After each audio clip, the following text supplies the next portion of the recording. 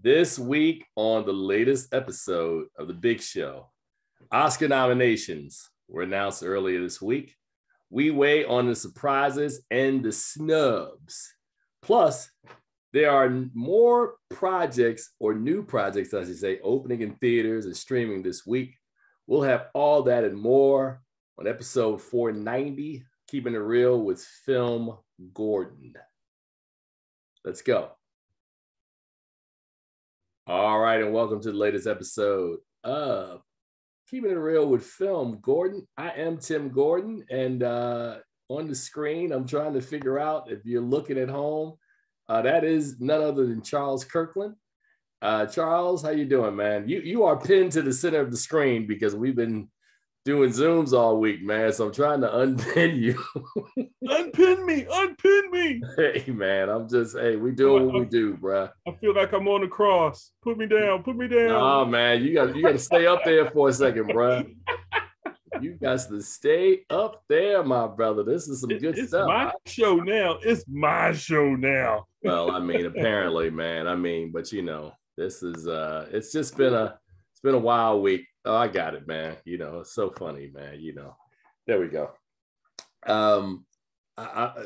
Charles and I have lived on Zoom this week, man. So it's been a long week, man. So before we get started, man, because we got a lot of show today, we're definitely going to talk about the Oscars in depth and in detail, because both of us were watching the nominations as they unfolded live on earlier this week, which was Tuesday morning.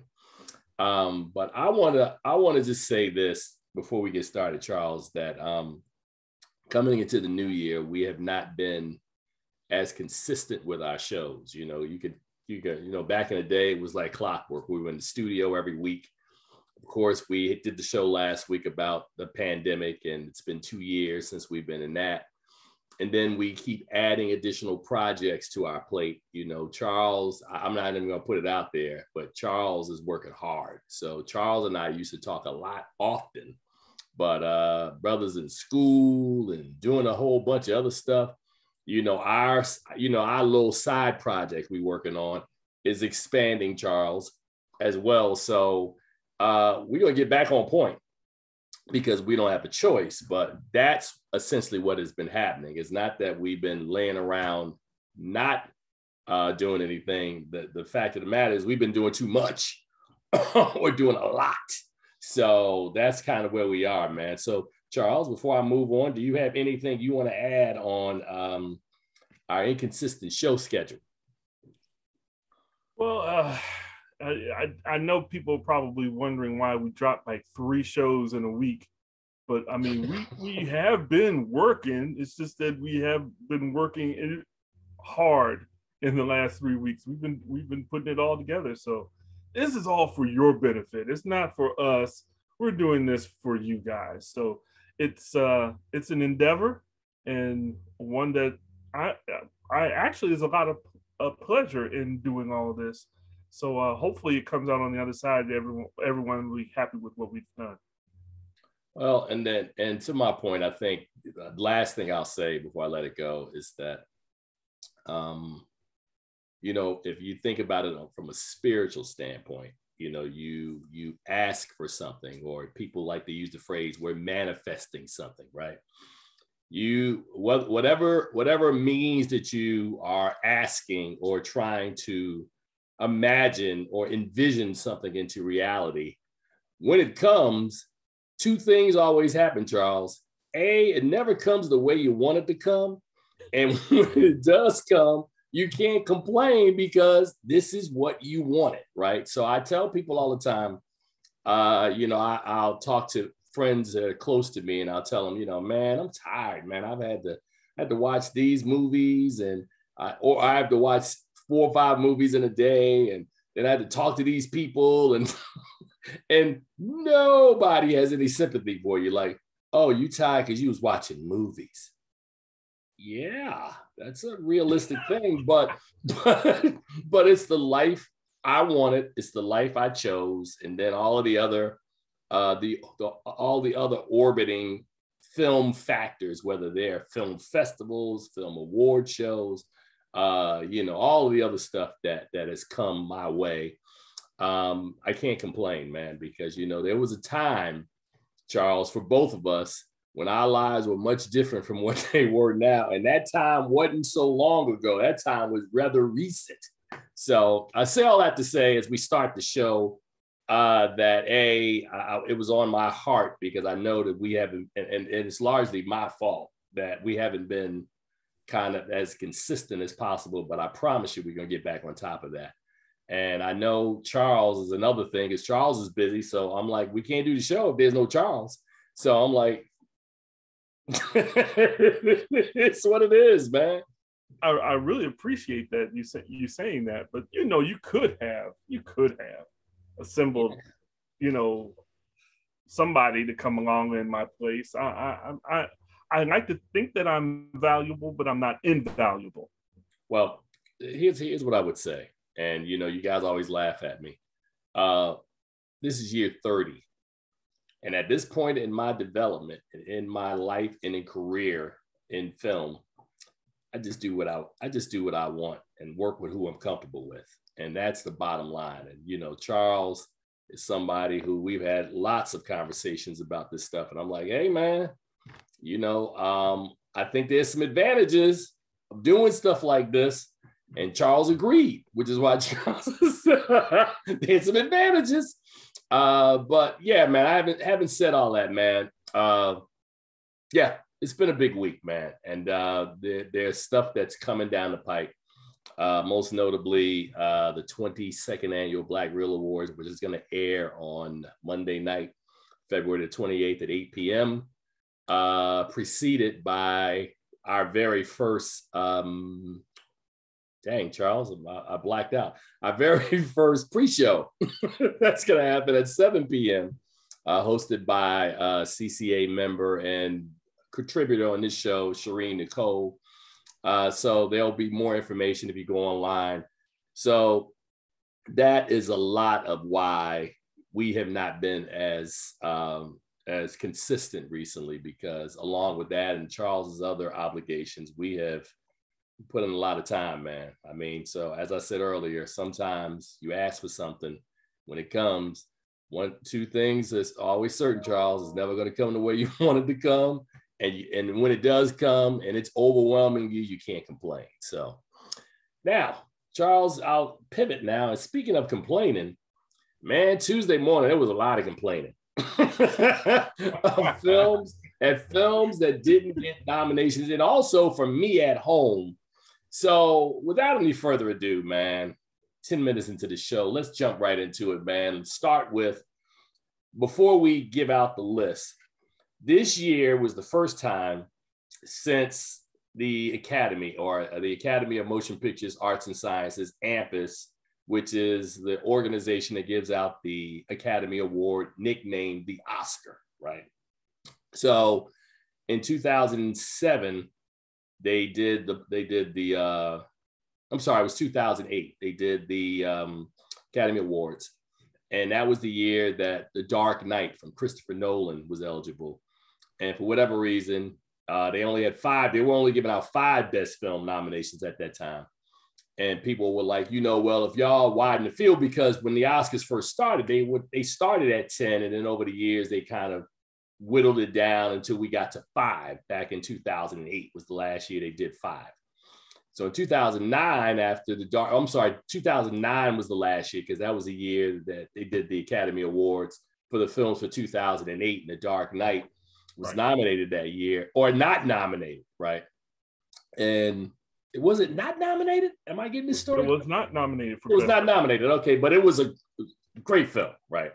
So people were like, we've got to, you know, they changed the rules and we can nominate up to 10 movies. So they had been doing up to 10 from 2010 up until last year. And I think there was always a lot of controversy, because there was some years you'd have 7 Best Picture nominees, 8.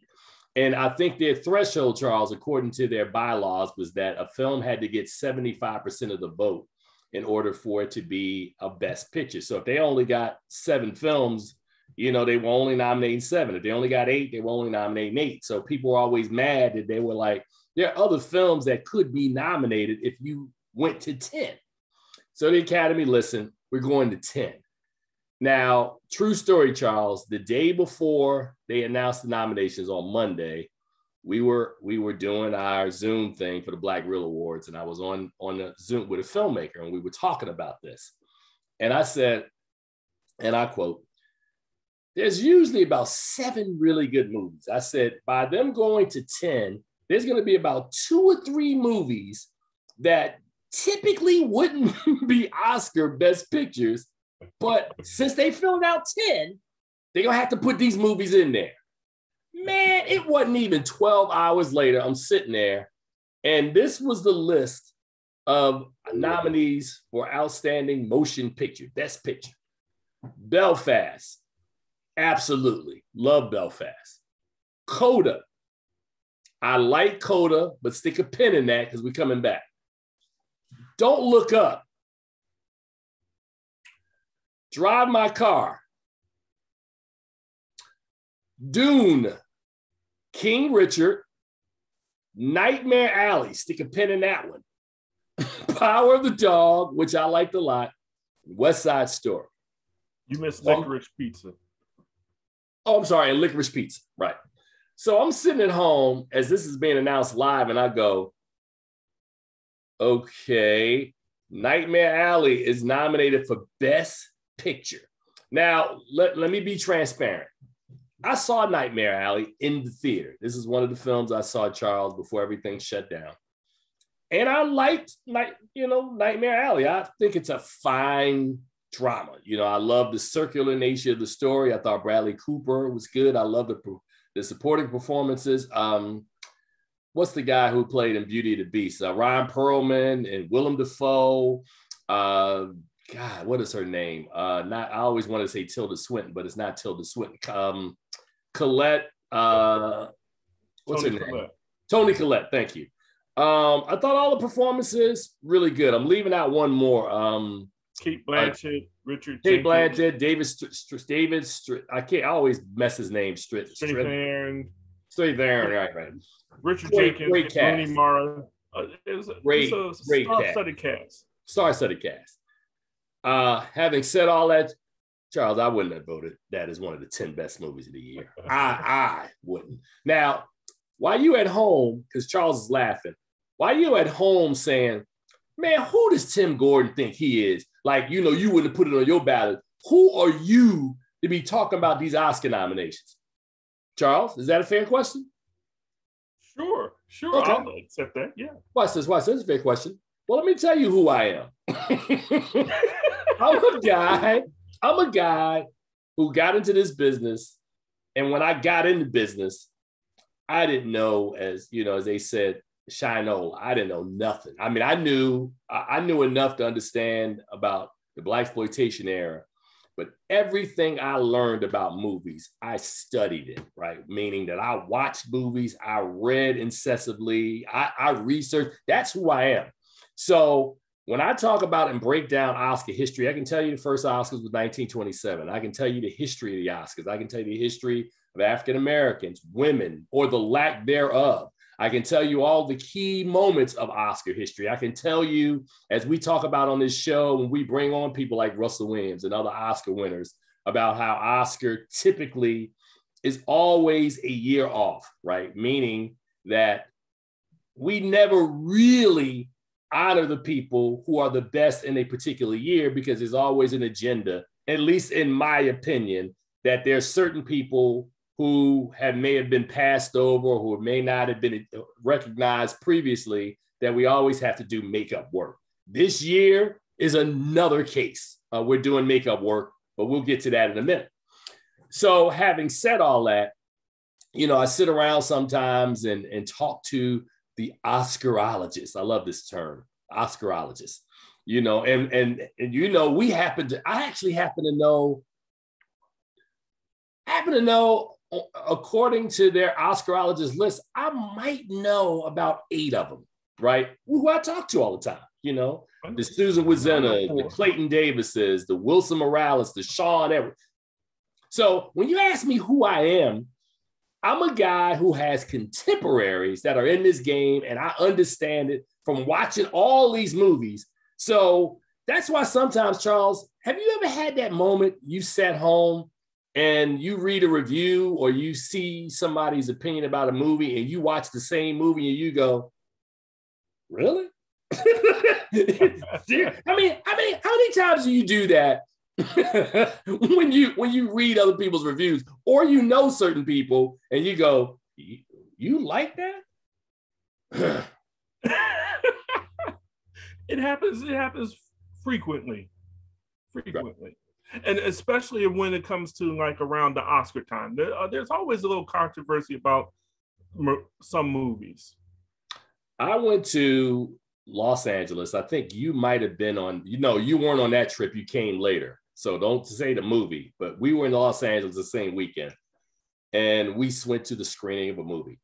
And I promise you, we were sitting there. It was after the film, and there was food and, a room full of critics.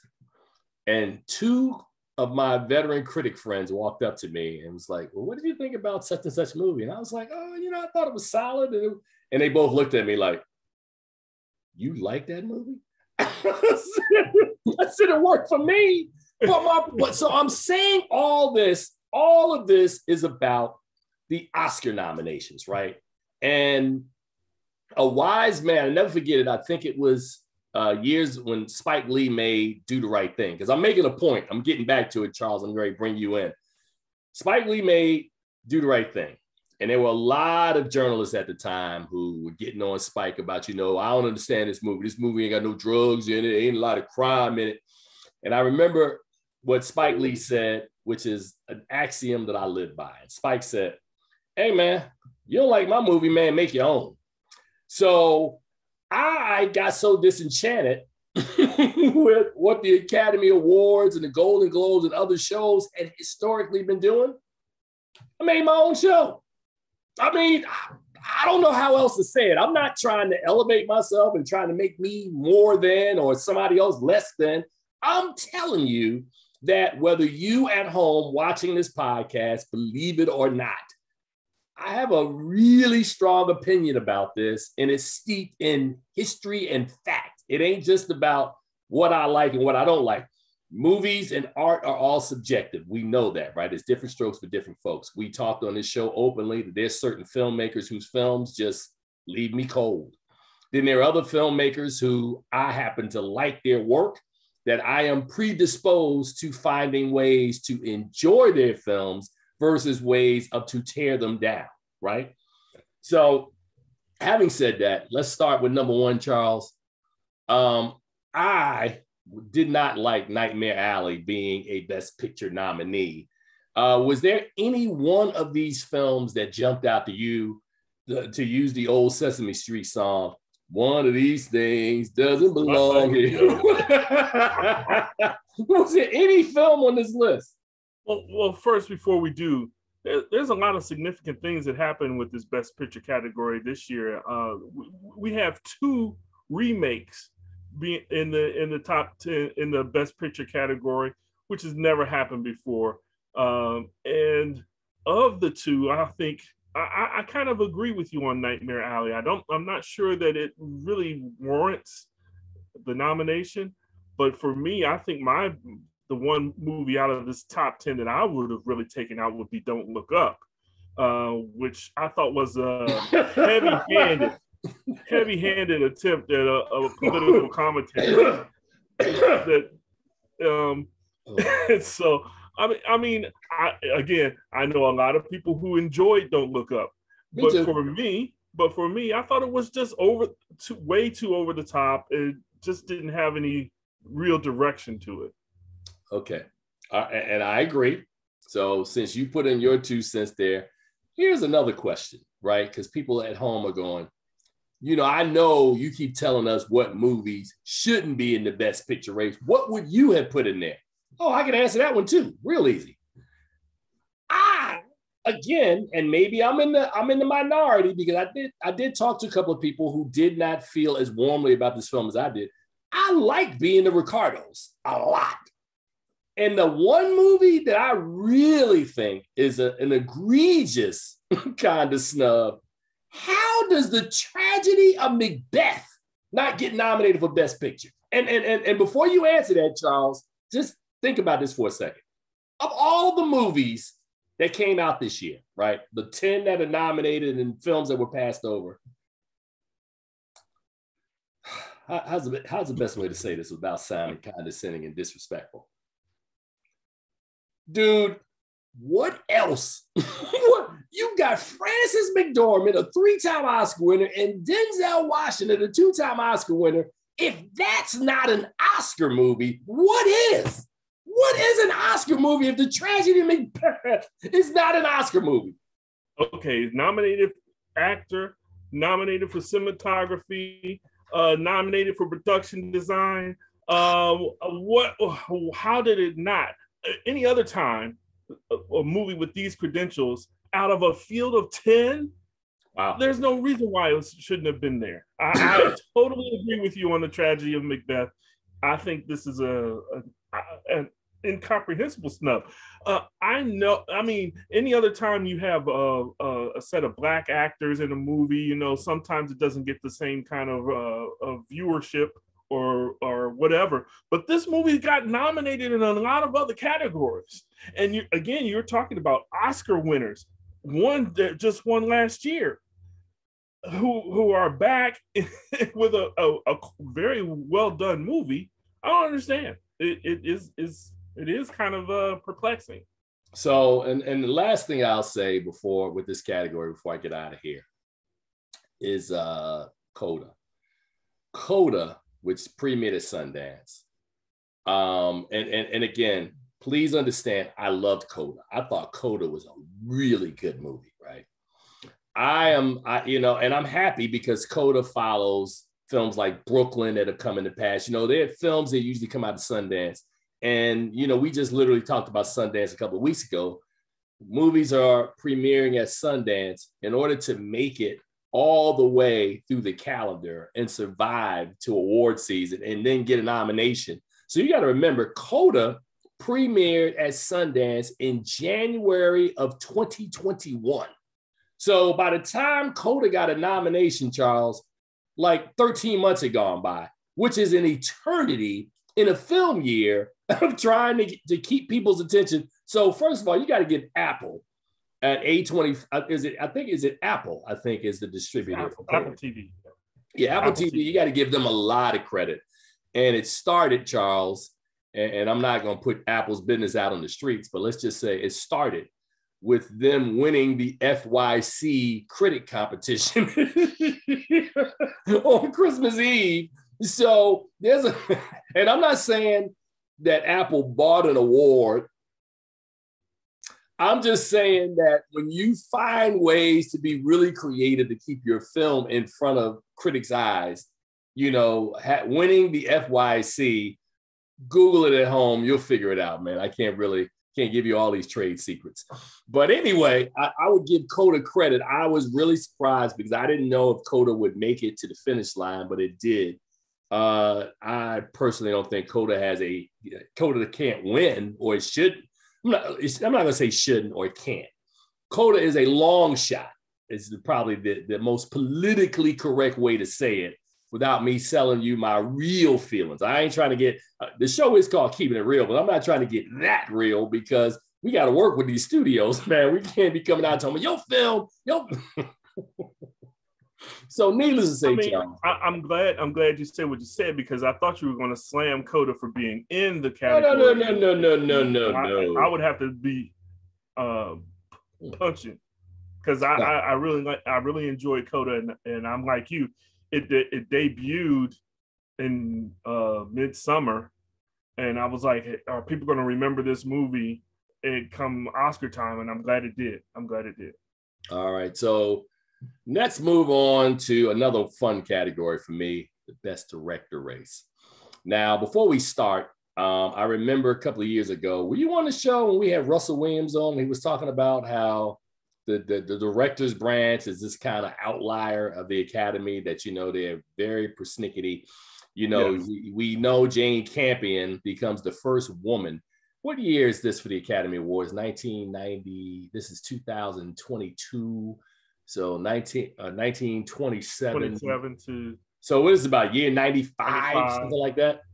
Yeah. There have been 7 women nominated for Best Director in 95 years of the Academy Awards. Egregious. I mean, you say what you want, right? I mean, we can talk about the lack of opportunities given to women to direct films. We can talk about more recently, there have been candidates that have been passed over.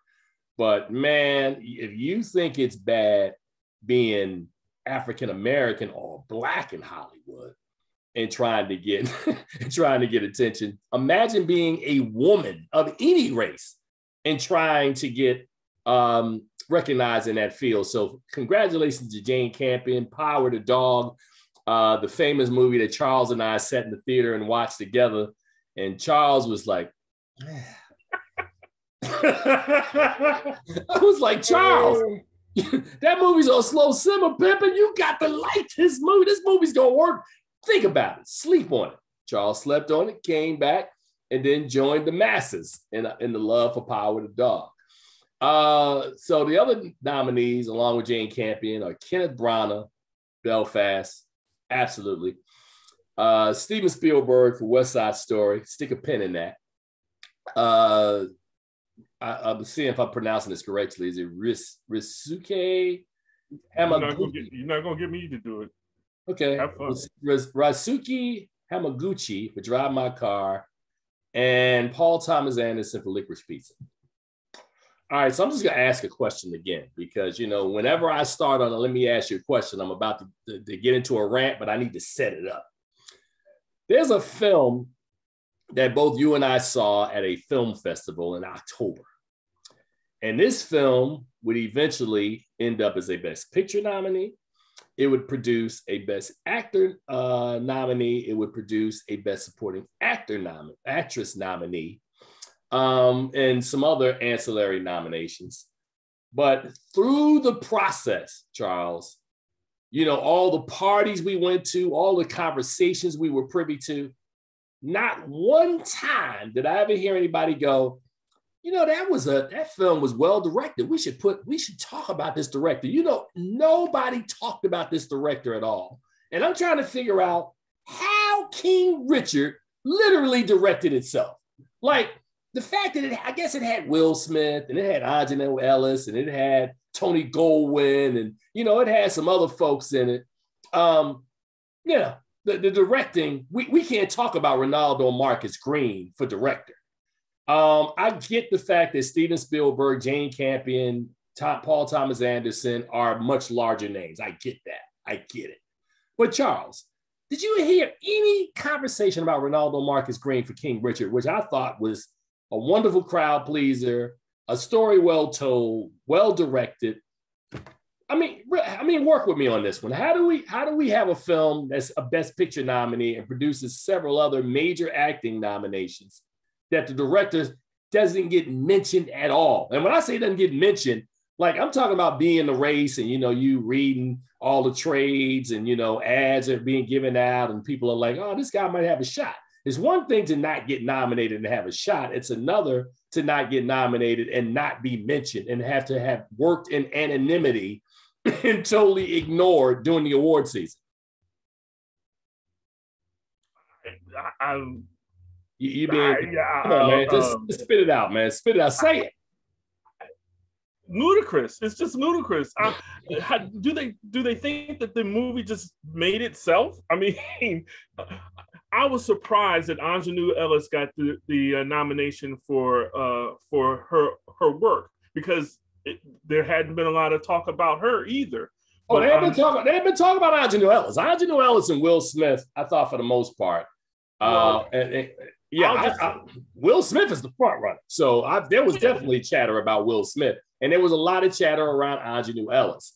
But there was nothing. I heard crickets when it came to Marcus Ronaldo Green. And I asked the Oscarologist. I keep doing that because Oscarologist is not a real thing, right? Like, so I forget, some actor said, man, I don't worry about Twitter. Twitter's not a real place. Matter of fact, that was on our show. Sean said that. That wasn't. He said, "I don't worry about Twitter's not a real place. Oscar Island is not a real thing, right?" But I say all that to say that I had an issue with that. Now, Paul Thomas Anderson's Licorice Pizza, I thought was it was a film that worked for me. Was it one of my top films of the year? No, I liked it a lot, but it wasn't one of the top films of the year. I really love Belfast. I kept telling you that. I really love Power the Dog because of the way the story comes together. And I really love King Richard. Those were the three films of all of the films that were in the race this year, that the ones that were films that I immediately saw and was like, oh yeah, that's in the race, right? But when we get to this best director race, man, Steven Spielberg reminds me, and again, let me preference it by saying, because I don't want people to if Steven Spielberg is watching this, I love Steven Spielberg. I think he is an amazing filmmaker, right?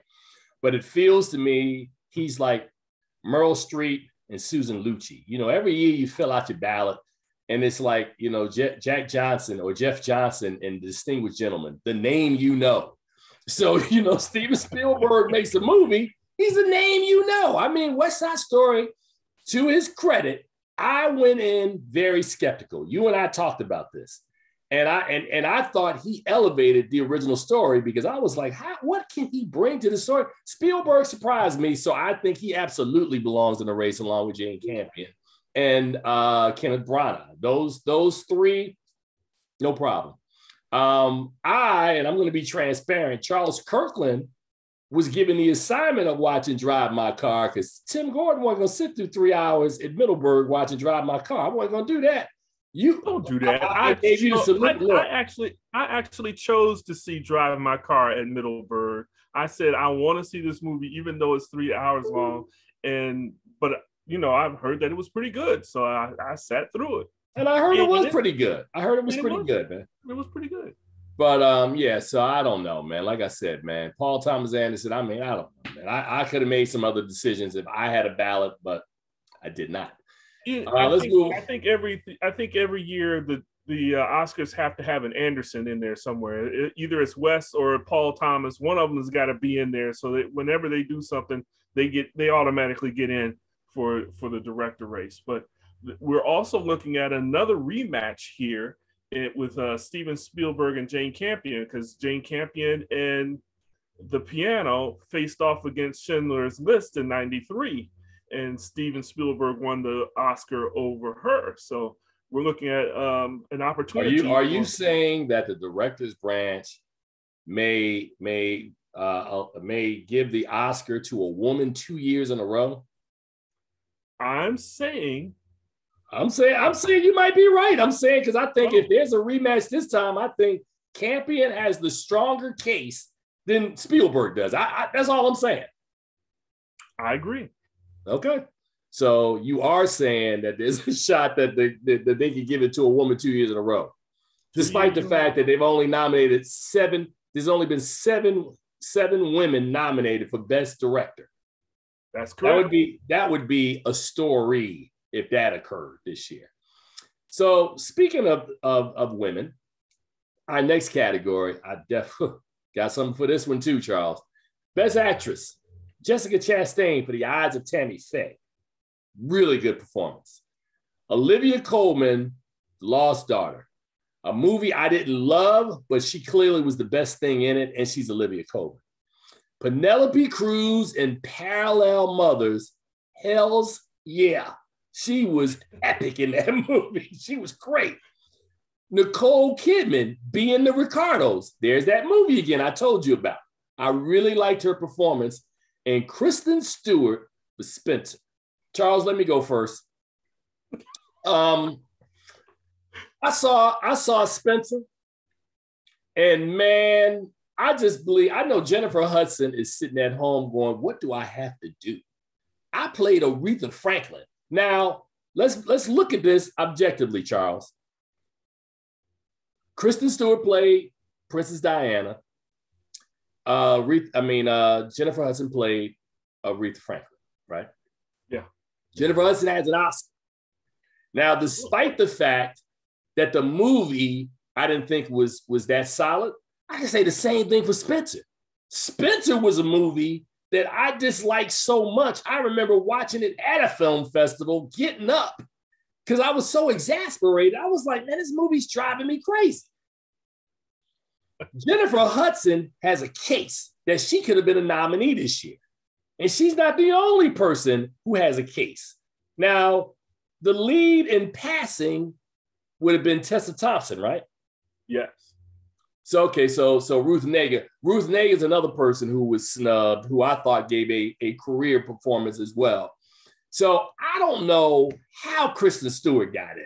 I really don't. I mean, if you don't believe me, believe your own eyes, and you go home and watch Spencer, and you tell me, because again, if it comes down between Jennifer Hudson and Kristen Stewart, that's on the fence, man. Like the other four ladies in this category, you can't Olivia Colman. Like I said, I wasn't a big fan of The Lost Daughter, but Olivia Colman is pretty good, right? So I'll give her the benefit of the doubt. Jessica Chastain, Cruz, and Kidman, solid. So there's a theme, if you're listening to this at home. In every category, there are like three things I really love, and then there's one I'm sort of on the fence with, and then there's one that just doesn't belong. Just doesn't belong. So Charles, what are you thinking about the Best Actress race? Well, I'll be honest. From the moment I saw Spencer, I said, this movie's terrible. And I looked around and I talked to other people, and I'm like, yeah, this movie is terrible. But Kristen Stewart is actually pretty good in this role. And I think that's because of what she's done in the past and how this work is so different from what she's done, that they kind of, were surprised that she was actually decent as an actress. I don't think she was stellar in this role. And like you said, she did nothing else but play Princess Diana, who I know we have America has a fascination about Princess Diana and the royals, but we're talking about an American icon here in Aretha Franklin. And yes, both of the scripts were kind of bad, had holes in it, and the story and the production weren't that great. But she acted and sang. And so just for that matter, I'm like, that performance is a little better to me than Kristen Stewart. So, but as I say, as much as I kept saying this work is this movie is horrible, everybody said, but she's great, and she's been in the conversation forever. And again, Spencer's released at the end of the year. Respect was in the summer. August. Yeah, had a lot of time for momentum to fall off on that. All right. Well, I'm going to leave that alone. I think the next category is the one that all five of these guys were. I have no complaint about Best Actor because they literally got the five best guys. Now, here's the thing I would say. Mahershala Ali and Swan Song was great. But guess what? Sorry. This is not the year. Because Javier Bardem and Being the Ricardos, Benedict Cumberbatch and The Power of the Dog, Andrew Garfield and Tick, Tick, Boom, Will Smith, King Richard, Denzel Washington, Tragedy of Macbeth. Can't complain. Hands down, the most complete category in the Oscars this year. That one is a great category, and all five of those guys were phenomenal in those performances, so you get no comment from me. Best Supporting Actress. Here's where I'm ready to fight you. Jessie Buckley, The Lost Daughter, Ariana DeBose from West Side Story, Dame Judi Dench, from Belfast, Kirsten Dunst, The Power of the Dog, Aunjanue Ellis, King Richard. Jessie Buckley, no disrespect. You stole Ruth Negga's Oscar nomination. Ruth Negga, in Passing, are you kidding? I don't think she got nominated for SAG. Did she get nominated for BAFTAs? And she didn't get nominated for the Academy. Are you kidding me? Did you guys watch Passing? Did you see Ruth Negga's work in this film? I'm not just saying this because I stand Ruth Negga. Ruth Negga, I could pull up several pictures to show you me and Ruth. Her performance. And no disrespect to Jessie Buckley, who, congratulations to you, but I would not have voted for her over Ruth Negga? Charles Kirkland. I don't think that the Academy saw passing because there was no recognition of it anywhere. And Jessie Buckley, I would have even taken Rita Moreno over Jessie Buckley in this category. I don't know how, why. I don't know. I just don't understand this nomination at all. At all. Wow. I mean, I can list 3 other people that should have been there instead of her. Right. Best supporting actor, Ciarán Hinds. I think is it Saoirse Hinds? I always mispronounce his name. Troy Kotsur. Huh? Ciarán Hinds. Ciarán Hinds from Belfast. Troy Kotsur from Coda. Jesse Plemons, The Power of the Dog. J.K. Simmons being the Ricardos. Cody Smith-McPhee, The Power of the Dog. Make this real easy for you, Charles. Cody Smith-McPhee, J.K. Simmons, and how do you pronounce it? Saoirse Hinds? Ciarán Hinds, and Troy Kotsur. I mean, I don't really have a problem. Jesse Plemons, I like Power of the Dog a lot. I just don't think this one's kind of difficult for me. I think it comes down to you had to put in 2 from one movie, right? So it's either you put in what is the gentleman who played the father in Belfast? God, I forget what his name is. The guy who got up on stage and sang Everlasting Love. Jamie Dornan. Jamie Dornan. So you either would have Jamie Dornan and Mr. Hinds, both from Belfast, or you have Plemons and McPhee from Power of the Dog. I thought Corey Hawkins was solid. He had been getting, from Tragedy of Macbeth, he had been getting some love.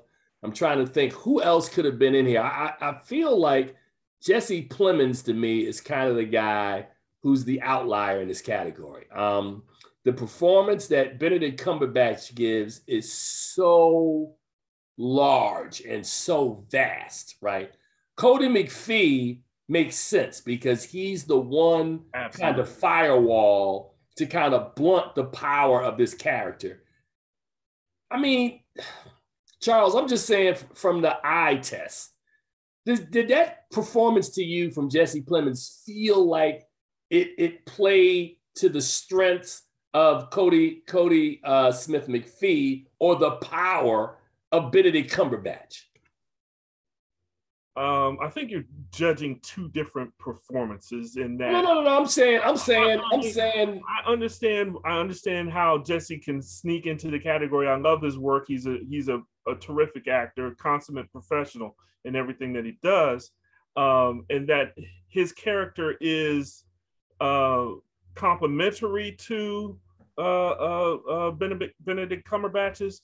But I think the role that, and I think it really doesn't make as much sense as the Cody Smith-McPhee nomination, where he is the antithesis or the I don't say antagonist, protagonist to Cumberbatch's evil in that subtle way that is so special. I think he really outshines Jesse Plemons in that cast. I don't think.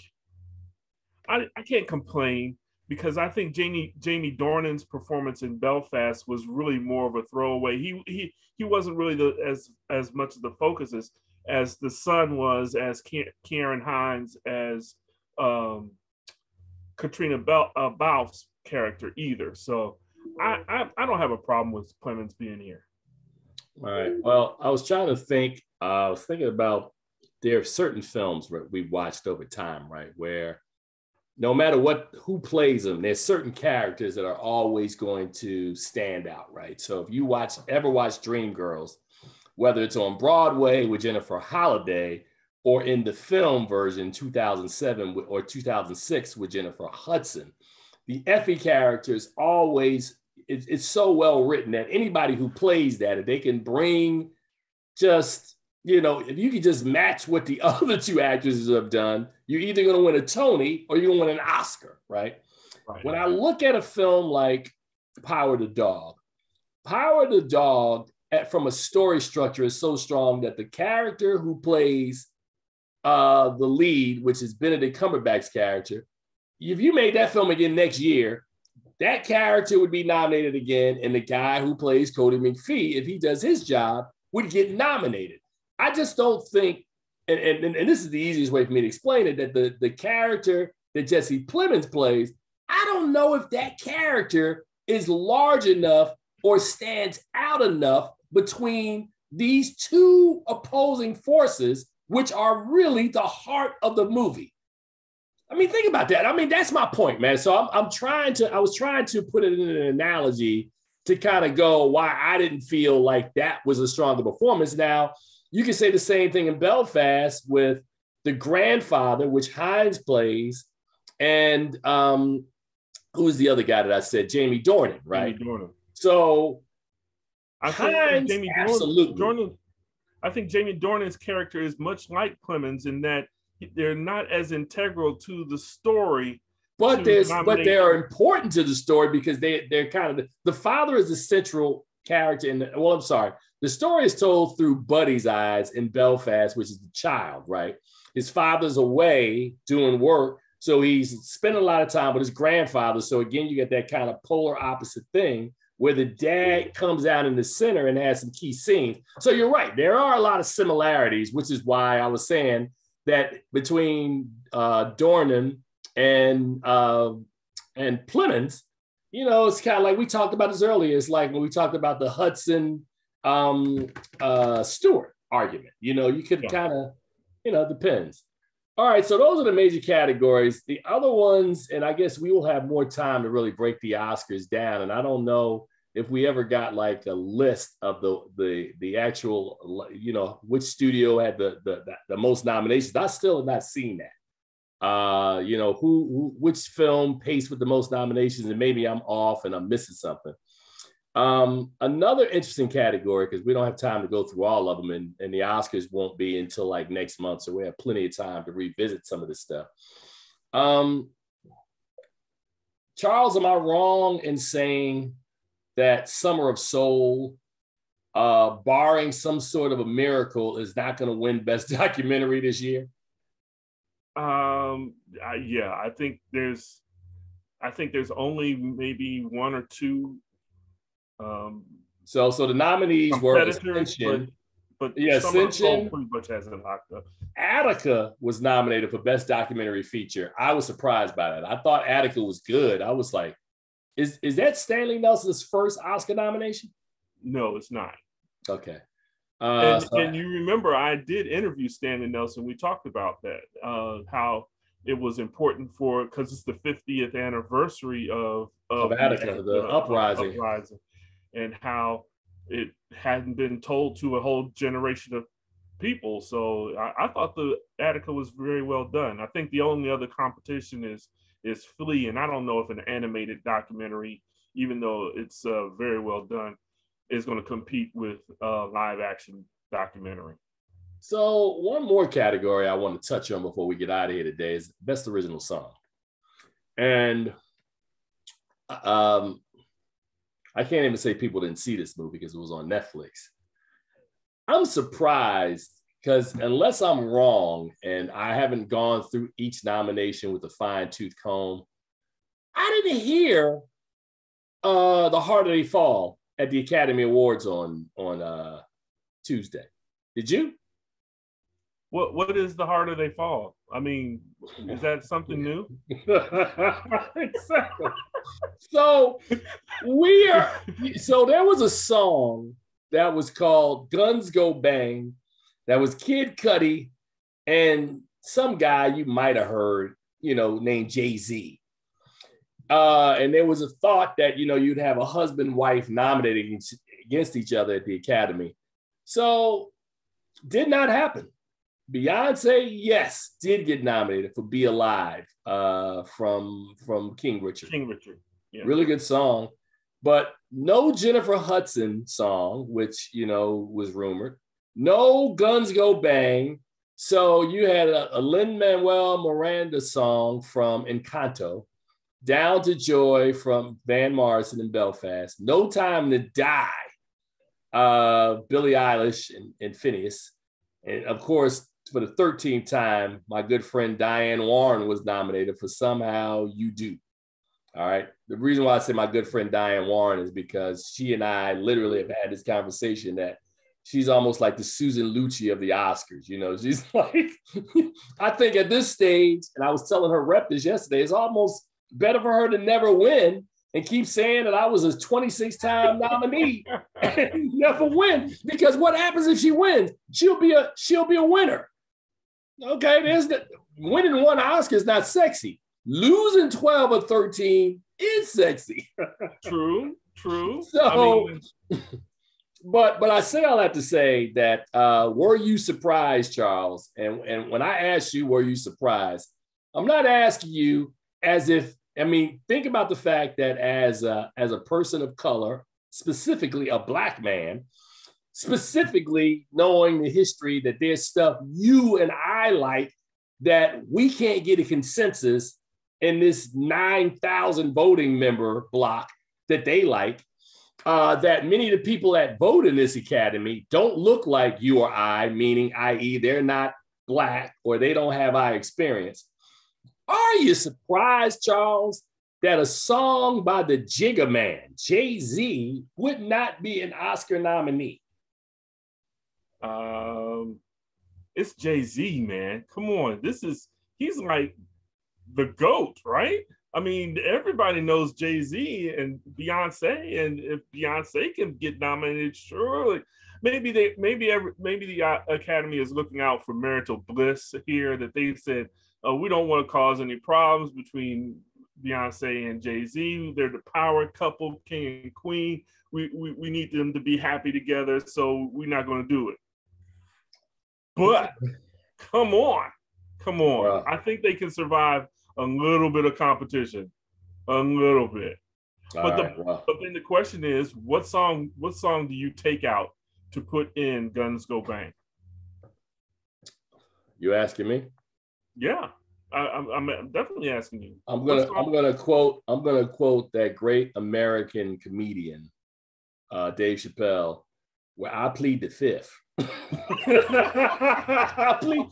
Or as he more specifically enunciate, I plead the fifth.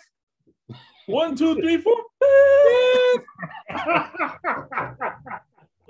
All right, man. So I left you 6 minutes to talk about this week's new offering, Death on the Nile, man, because we haven't really had a movie review, and Tim Gordon ain't going to any movies. Charles knows my philosophy. We're in the first quarter. You don't need me right now. You don't need me until later in the year. But go ahead, Charles. I don't need you till later on in the year. You're taking off the whole You don't need year. me at least until April. I mean, come on, man. All right. Death on the Nile. This is the latest edition of the Agatha Christie novel series starring Hercule Poirot. Excuse me, can you see me focusing on what you're doing? Look. Thanks. So Hercule Poirot, played by Kenneth Branagh. Can you see me? Can you hear me? All right. Kenneth Branagh, who we've seen do, he's just been nominated for you're killing me. He's just been nominated for Belfast, wonderful director. And matter of fact, he uses a little bit of the Belfast technique in making this film, where he does a prologue and a postlogue. He uses the black and white filmmaking style as he directs this film as well. Only for that beginning. Stars Gal Gadot. You've seen the star-studded cast list. I'll be honest, I'm a big Agatha Christie fan. I've read almost every novel that she's written. Growing up, that was one of the things my mother and I did together. We read Agatha Christie and we talked about it. They did a movie back in 1978. Peter Ustinov was the star at playing Hercule Poirot. This movie attempts to let you understand who Hercule Poirot is and what he does. They've taken a few liberties that I was not a fan of. However, the story kind of sticks to the story in the book, which I did appreciate. On a scale, all the acting is great. I think the fault lies in the storytelling. And again, instead of focusing on creating suspense throughout the movie with the characters and why they would have motivations for murder, they still kind of focus in on Poirot and his character and the mystery that should be developed in the film just isn't there. So on a scale of A through E, I give this movie a C. It's entertaining at times and boring at sometimes, and just not as fun as it should be. So, Death on the Nile, I say check it out on when it comes out on video. Wow, Charles, that was pretty good. You didn't even take the whole 7 minutes, man. You took 4. That was pretty good, man. And for people at home, I just want to thank you on behalf of the FilmGordon.com. We need someone who has a constitution, who can sit through the Moonfalls and Death on the Niles and Marry Me and other assorted niceties that are being released in the first quarter of the year. We appreciate you. God knows I did my time. God knows I did my time. And it's so prevalent now that all my friends get on the phone and they laugh. I was, matter of fact, I was on the phone with a good friend of mine this morning, Charles, who said, and I quote, "Man, I know you ain't going to the movies right now." I said, "You would be correct. I mean, you know, you combine, there are 2 things that are happening right now that I think are extraordinary for you at home who are looking for this type of work from us, right? So, you know, January through March, let's just say that the quality of a movie is vastly different than a movie that might be released from, say, September on, right? Would that be fair to say, Charles? Absolutely. Then you add in the fact that there's still a pandemic out there. So you give me films that are just a smidge different, and the fact that I have to sit in the theater with a mask on, which is not the most comfortable viewing experience. And it equates to, you know, you're not gonna really see a lot of me right now. We're gonna be having a lot of Charles Kirkland, who is willing to make that sacrifice.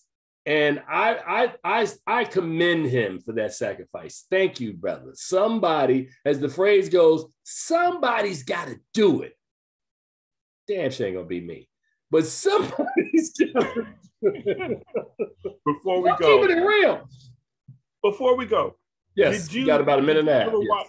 Did you ever watch Black and Missing on HBO Max? I did not watch Black and Missing, and the reason I didn't watch Black and Missing is because when I sat down, Reacher came on Amazon Prime, and I just couldn't turn it off, man. All right, so coming up on HBO Max in I think that's the 23rd. Yeah, the 23rd of this month.